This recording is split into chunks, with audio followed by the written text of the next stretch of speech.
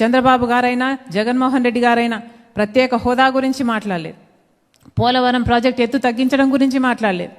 రాజధానికి డబ్బులు ఇవ్వకపోతే మాట్లాడలేదు.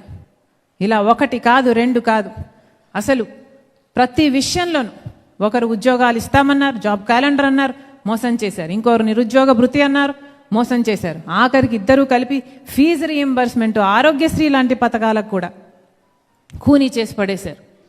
ఈరోజు మన రాష్ట్రంలో ఏముంది, ఎంత అభివృద్ధి ఉంది అని చూసుకుంటే కనీసం వెతికినా కనిపించదు. మన రాష్ట్రం, మన దేశంలో అసలు రాజధాని లేని రాష్ట్రం ఏదైనా ఉంది అంటే అది ఒక్క ఆంధ్ర రాష్ట్రం మాత్రం మిగిలిపోయింది. ఇంత దారుణంగా పరిపాలన చేశారు. చేసింది కాక ఈరోజు ఇద్దరు, జగన్మోహన్ రెడ్డి గారైనా సరే, చంద్రబాబు గారైనా సరే, ఇద్దరు పవన్ కళ్యాణ్ గారైనా సరే, అందరూ కలిపి బీజేపీకే ఊడిగలు చేస్తున్నారు. బీజేపీ ఏం మేలు చేసింది, ఏం లాభం చేసింది మన రాష్ట్రానికి? ఏమీ చేయకపోయినా కూడా వీళ్ళ స్వార్థ రాజకీయాల కోసం ఈరోజు బీజేపీకి ఊడిగలు చేస్తున్నారు. బీజేపీకి బానిసలుగా తయారయ్యారు. బీజేపీ ఏ బిల్లుకు మద్దతు ఇమ్మంటే ఆ బిల్లుకు మద్దతు ఇస్తున్నారు. ఒకటి కాదు, రెండు కాదు, ఎన్ని రకాలుగా మన ఆంధ్ర రాష్ట్రాల్ని, ఆంధ్ర రాష్ట్ర బిడ్డలకి అన్యాయం చేయాలో అన్ని రకాలుగా ఇద్దరు అన్యాయం చేశారు.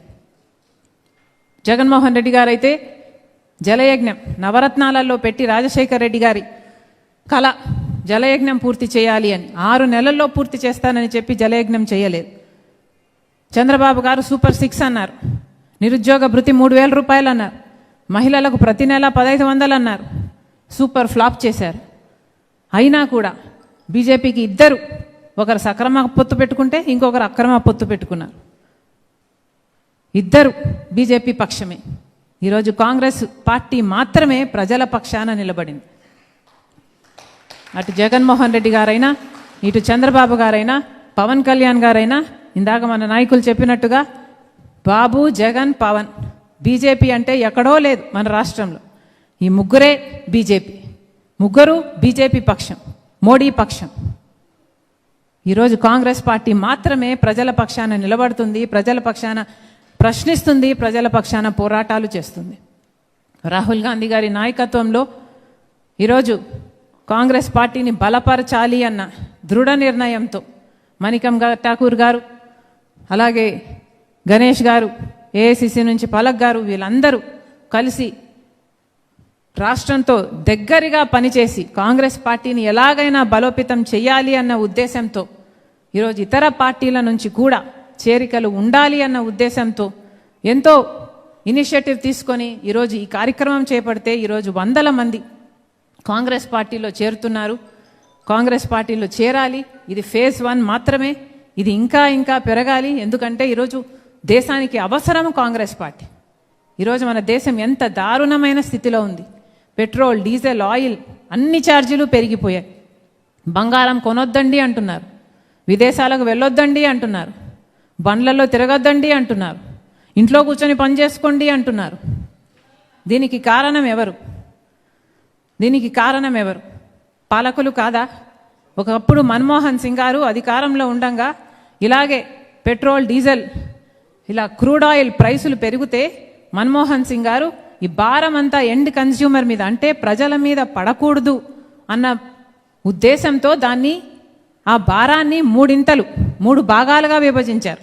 ఒక భాగం కేంద్ర ప్రభుత్వమే ఆ భారం భరించేటట్టు, ఇంకొక భాగం పెట్రోలియం కంపెనీలు భరించేటట్టు, మూడో భాగం మాత్రమే కన్స్యూమర్ల మీద పడేటట్టుగా ఆ రోజు రూపకల్పన చేశారు. మరి ఈరోజు ఏం జరుగుతుంది?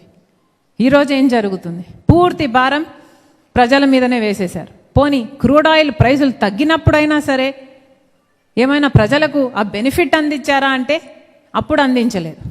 అప్పుడేమో పూర్తి లాభము ప్రభుత్వమే తీసుకుంది, ఇప్పుడేమో పూర్తి భారము ప్రజల మీదనే వేస్తున్నారు. ఇది ఎక్కడి న్యాయం అని అడుగుతున్నాం. పోనీ రాష్ట్రానికే తీసుకుందాం. ఎవరు మేలు చేశారు? చంద్రబాబు గారైనా సరే, జగన్మోహన్ రెడ్డి గారైనా సరే, మొత్తం అందరూ స్టేట్ ట్యాక్సులు కలిపితే ఆంధ్ర రాష్ట్రంలో ఉన్నంత ఛార్జీలు దేశంలో ఇక ఎక్కడా లేవంట. పెట్రోల్, డీజిల్ ధరలు కేవలం ఆంధ్ర రాష్ట్రంలో మాత్రమే హైయెస్ట్ అంట మన దేశంలో. ఎందుకంటే రాష్ట్రం అన్ని ట్యాక్సులు వేస్తుంది, అన్ని సెస్సులు వేస్తుంది. దాంతో ఆంధ్ర రాష్ట్రం మన దేశంలోనే టాప్లో ఉంది పెట్రోల్ డీజిల్ ఛార్జీలలో. ఈరోజు సిగ్గు లేకుండా ఈరోజు పొద్దున పేపర్లో చూస్తే వైసీపీ వాళ్ళు ధర్నాలు చేశారట. దేనికి ధర్నాలు చేశారంటే పెట్రోల్ డీజిల్ ఛార్జీలు పెంచారని, అదే ఆంధ్ర రాష్ట్రంలోనే హయ్యెస్ట్గా ఉన్నాయని ధర్నాలు చేశారట. ఒక్క చోటైనా జగన్మోహన్ రెడ్డి గారైనా ఏ నాయకుడైనా మా ప్రభుత్వంలో కూడా మేము ఇలాగే చేశాము, మా ప్రభుత్వంలో కూడా అప్పుడు కూడా ఆంధ్ర రాష్ట్రంలోనే హయ్యెస్ట్ డీజిల్ పెట్రోల్ని ఒక్కడైనా నిజాయితీగా చెప్తున్నాడా? లేదు. వీళ్ళేదో పెద్ద హీరోలు అయినట్టుగా వీళ్ళు పోరాటాలు చేస్తున్నారంట. పోనీ చంద్రబాబు గారు ఆ రోజుల్లో జగన్మోహన్ రెడ్డి గారు అంత వేటేస్తున్నారు, అంత సెస్సులేస్తున్నారు అని ఆ రోజు చంద్రబాబు గారు పెద్దగా చెప్పారు, ఉద్యమాలు చేశారు, మేము వచ్చినప్పుడు తగ్గిస్తాము అని. మరి చంద్రబాబు గారు కూడా ఇప్పుడు అలాగే చేస్తున్నారు. ఇద్దరికి ఏమిటి తేడా? దొందే. ప్రజల గురించి ఎవరు ఆలోచన చేస్తున్నారు? ఎవరు ఆలోచన చేయటం లేదు. అసలు ఆంధ్ర రాష్ట్రం కాదు కదా, అసలు భారతదేశ గౌరవం కూడా తగ్గించేస్తున్నారు మోడీ గారు. అసలు ఒకప్పుడైతే భారతదేశ గౌరవం ఎంత ఎత్తున ఉండేదంటే ఇందిరాగాంధీ గారి టైంలో అమెరికాతో ఇందిరాగాంధీ గారు చాలా ధైర్యంగా చెప్పగలిగారు, మీ జోక్యం మా దేశం మీద అనవసరము అని, మీ పని మీరు చూసుకోండి అని. మహిళా ప్రధానమంత్రిగా ఉండి కూడా అంత గట్టిగా సమాధానం చెప్పగలిగింది ఇందిరాగాంధీ. మరి ఇప్పుడు మోడీ గారు ఏం చేస్తున్నారు? మోడీ గారి పిలక ట్రంప్ గారి చేతుల్లో ఉంది కాబట్టి ఏమీ మాట్లాడు, వాళ్లకు బానిసయ్యాడు. సోలార్ డీల్లో అదానీ గారు జగన్మోహన్ రెడ్డి గారికి ఇచ్చిన లంచం దగ్గర నుంచి మోడీ గారి ప్రతి అక్రమానికి కావాల్సిన రుజువులన్నీ ట్రంప్ చేతుల్లో ఉన్నాయి. కాబట్టి ట్రంప్ ఏం చెప్తే మోడీ గారు అదే చెయ్యాలి. అందుకే ఈరోజు ట్రంప్కి బానిసునిగా మారాడు మోడీ గారు. ఈరోజు ఎక్కడుంది ఆత్మగౌరవం? భారతీయుల్ని సంకెళ్ళు వేసి అమెరికా నుంచి పంపితే మనం ఆత్మగౌరవం లేని వాళ్ళగా కళ్ళప్పగించి చూసాం. అయ్యో ఏమిటి ఘోరము అని. ఎక్కడుంది భారతదేశానికి గౌరవం? ఈరోజు పాకిస్తాన్ అయినా చైనా అయినా అమెరికాకు మళ్ళీ దగ్గర అవుతున్నారు. నిన్న చైనాకు వెళ్ళాడు ట్రంప్. పాకిస్తాన్, ఆ ఇరాన్ దాని వాళ్ళ డీలు మధ్యవర్తిత్వం వహిస్తున్నది పాకిస్తాన్. మరి ఇండియా ఎక్కడుంది? భారతదేశం ఎక్కడుంది? భారతదేశ గౌరవం ఎక్కడుంది? ఎంతగా తగ్గించేశారు? ఇవన్నీ కూడా ఆలోచించాల్సిన విషయాలు. వీటన్నిటి గురించి పోరాటం చేస్తున్నది ఒక్క కాంగ్రెస్ పార్టీ మాత్రమే.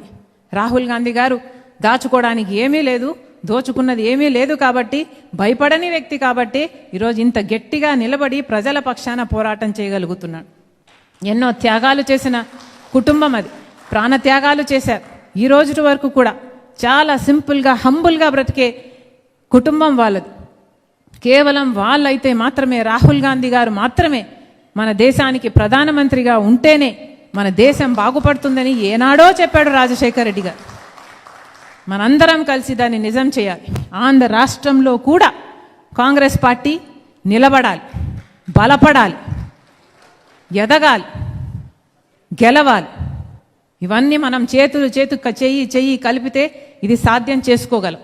మరొకసారి కాంగ్రెస్ పార్టీని, ఐడియాలజీని నమ్మి మీరు ఈరోజు కాంగ్రెస్ పార్టీలో చేరుతున్నందుకు మరొకసారి రాజశేఖర రెడ్డి బిడ్డ మనస్ఫూర్తిగా మిమ్మల్ని ఆహ్వానిస్తుంది.